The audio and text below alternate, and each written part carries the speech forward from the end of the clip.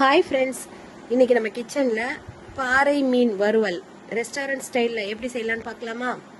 அதுக்கு ஒரு பவுலில் ஒரு முட்டை எடுத்து ஆட் பண்ணியிருக்கேன். 1/4 டேபிள் ஸ்பூன் மஞ்சள் தூள் சேர்த்துக்கிறேன். 2 டேபிள் ஸ்பூன் தனி மிளகாய் தூள் ஆட் பண்ணியிருக்கேன். உங்களுக்கு வேணும்னா நீங்கள் காஷ்மீரி சில்லி கூட ஆட் பண்ணிக்கலாம்.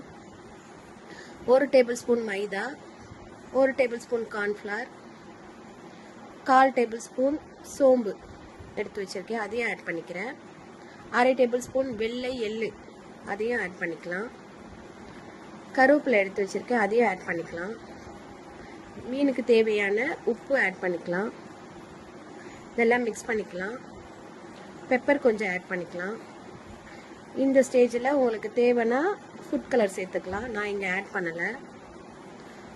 இதெல்லாம் மிக்ஸ் பண்ணிவிட்டு லெமன் ஜூஸ் ஆட் பண்ணிக்கலாம். இப்போ தேவையான தண்ணி ஊற்றி ஒரு திக்கான பேஸ்ட்டாக ரெடி பண்ணி எடுத்து வச்சுக்கலாம்.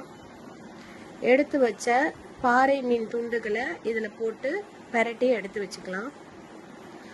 1/2 hour இல்லாட்டி டைம் இருந்தால் 1 hour மேரினேட் பண்ணி வச்சுக்கலாம். ஒரு தோசை தவாவில் ஆயில் ஆட் பண்ணிக்கிறேன்.